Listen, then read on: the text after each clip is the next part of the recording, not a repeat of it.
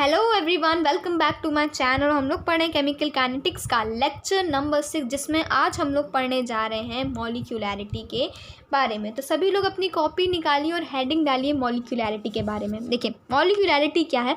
मॉलिक्यूलैरिटी की एनसीईआरटी की डेफिनेशन जानने से पहले हम लोग एक सिंपल डेफिनेशन समझते हैं कि मॉलिक्यूलैरिटी क्या है। देखिए आपका एक सिंगल स्टेप रिएक्शन होती हैं, उन्हीं के लिए आपकी मॉलिक्यूलैरिटी डिफाइंड है। मॉलिक्यूलैरिटी होती है कि एक पर्टिकुलर सिंगल स्टेप रिएक्शन में कितने मॉलिक्यूल्स आके कोलाइड कर रहे हैं, किसके लिए, प्रोडक्ट बनाने के लिए। यही है आपकी मॉलिक्यूलैरिटी। हम लोगों ने क्या कहा, ध्यान सुनिए कि कितने मॉलिक्यूल्स जो हैं वो आपके पार्ट ले रहे हैं प्रोडक्ट को बनाने में एक सिंगल स्टेप की रिएक्शन में। उसको हम लोग क्या कहते हैं, उसी को हम लोग कहते हैं मॉलिक्यूलैरिटी। तो इससे हम लोग क्या समझ में आया, जो आपकी मॉलिक्यूलैरिटी है वो किसके लिए डिफ़ाइन है, वो डिफ़ाइन है आपके सिंगल स्टेप रिएक्शन के लिए। सिंगल स्टेप रिएक्शन के लिए आप कॉम्प्लेक्स रिएक्शन जो होती हैं उनके लिए मॉलिक्यूलैरिटी डिफ़ाइन नहीं कर सकते हो। सिंगल स्टेप रिएक्शन में ही सिर्फ आप मॉलिक्यूलैरिटी डिफाइन कर सकते हो। तो क्या कह रहे हैं मॉलिक्यूलैरिटी में कितने मॉलिक्यूल्स आके कोलाइड करें साइमल्टेनियसली और इफेक्टिवली आपका प्रोडक्ट देने के लिए। यही है आपकी क्या, मॉलिक्यूलैरिटी। ठीक है, देखिए एनसीईआरटी में डेफिनेशन भी यही लिखी है, the number of reacting species, atom, ion, molecules take part in elementary reaction which must collide simultaneously in order to bring about a chemical reaction is known as molecularity। सभी को ये चीज़ समझ में आ गई होगी। ओके, देखिए अब हम लोग क्या करते हैं, कुछ एग्जांपल्स लेते हैं मॉलिक्यूलैरिटी के। देखिए फॉर एग्जांपल हमारे पास है NH4N2, ये आपका रिएक्टेंट है। प्रोडक्ट क्या दे रहा है, ये आपका दे रहा है N2 + 2H2।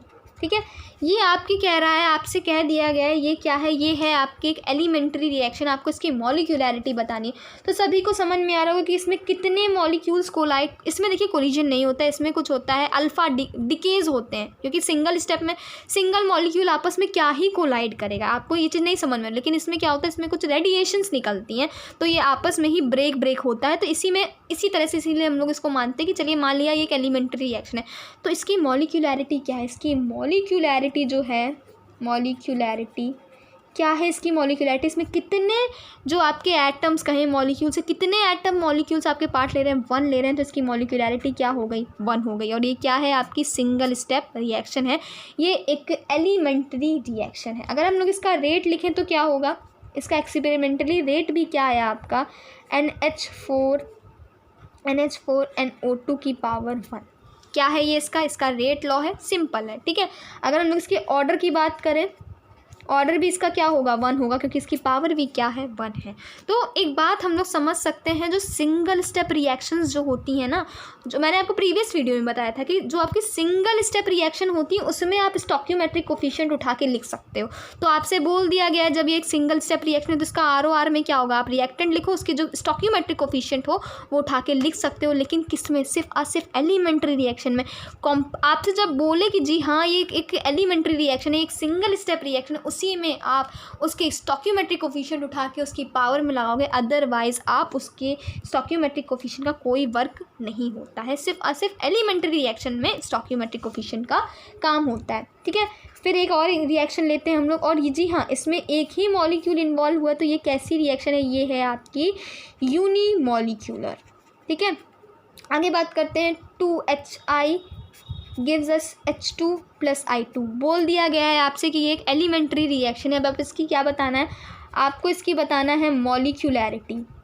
ठीक है, अगर हम आपसे पूछें कि इसकी आप मॉलिक्यूलैरिटी बताइए तो कितनी होगी, 2 होगी। क्योंकि इसमें HI के 2 मॉलिक्यूल्स यूज़ हो रहे हैं। ठीक है, 2 मॉलिक्यूल्स आपस में कोलाइड करेंगे तो क्या बनाएंगे, कोलाइड करेंगे और क्या बनाएंगे, आपका H2 और I2 बनाएंगे। ठीक है, अगर इसकी मॉलिक्यूलैरिटी आपकी 2 हो गई, आपसे बोल दिया गया सिंगल स्टेप रिएक्शन है तो इसका रेट आप कैसे लिखोगे, इसका आप रेट लिखोगे, रेट = KHI की पावर क्या हो जाएगी, स्टोइकियोमेट्रिक कोफिशिएंट आप उठा लोगे। ये ऐसा एक्सपेरिमेंटली देखा गया है, जो आपकी सिंगल स्टेप रिएक्शन होती हैं उसमें आपका स्टोइकियोमेट्रिक कोफिशिएंट ही क्या हो जाता है, उसकी पावर हो जाता है। ठीक है, इसका ऑर्डर क्या होगा, ऑर्डर भी इसका क्या हो जाएगा, 2 हो जाएगा। ठीक, ये क्या है आपकी, ये है आपकी बायमॉलिक्यूलर रिएक्शन। ये कैसी रिएक्शन है, ये आपकी बायमॉलिक्यूलर रिएक्शन है।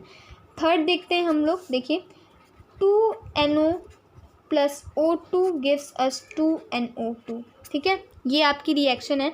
अगर हम आपसे इसकी मॉलिक्यूलैरिटी पूछें तो क्या होगी, NO के आपके 2 मॉलिक्यूल्स और O2 का 1 मॉलिक्यूल, तो इसकी मॉलिक्यूलैरिटी क्या होगी, सभी को देख के पहचान गए होंगे 3, ठीक है। अगर इसका हम लोग रेट लॉ लिखें तो क्या होगा, रेट = K NO की पावर 2 और O2 की पावर 1।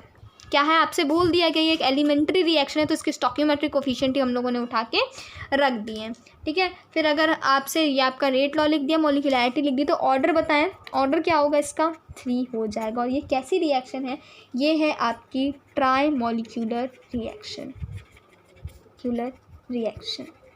ठीक है, सभी को समझ में आ गया।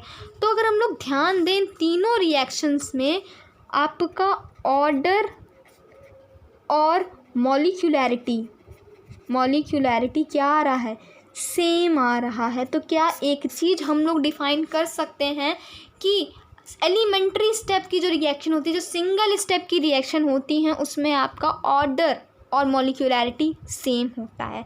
ऐसा हर बार नहीं होता है, लेकिन मोस्टली आप जनरली ऑब्जर्व करोगे कि अगर आपके पास सिंगल स्टेप रिएक्शन है, आपसे कह दिया गया कि ये जो आपके गिवन रिएक्शन है ये सिंगल स्टेप है, तो उसमें आपको क्या ऑर्डर और मॉलिक्यूलैरिटी क्या आते हैं, सेम आते हैं जनरली, ठीक है। अब हम लोग कुछ पॉइंट डिस्कस करते हैं और फिर इस वीडियो को करते हैं क्लोज। ध्यान दीजिए, the order of reaction is a experimental quantity. ध्यान दीजिए, जो आपका ऑर्डर है वो कैसी क्वान्टिटी है, ये एक एक्सपेरिमेंटल क्वान्टिटी है।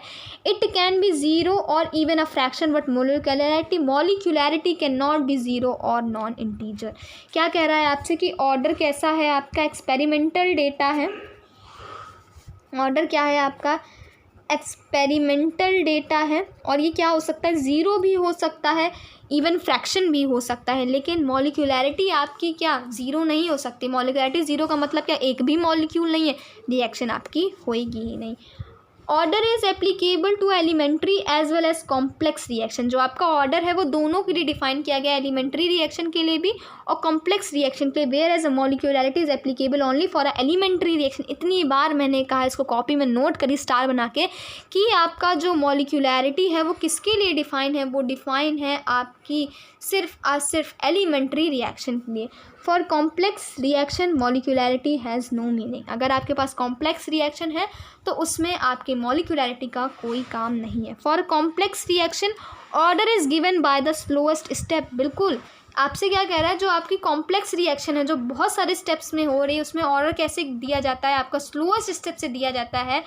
And molecularity of a slowest step is same as the order of reaction. जो मैं आपसे इतनी बार बोल रही हूँ क्या, कि molecularity of slowest step is same as the order of reaction, order of the overall reaction, ठीक है। तो ये थे कुछ पॉइंट्स। अगर आपको वीडियो अच्छी लगी हो और मॉलिक्यूलैरिटी समझ में आई हो तो वीडियो कर दीजिएगा लाइक, चैनल करिएगा subscribe. Till then bye bye everyone, thank you so much. और फिर से जो मॉलिक्यूलैरिटी है वो किसके लिए डिफाइन करी गई है, आपके सिंगल स्टेप के लिए डिफाइन करी गई है।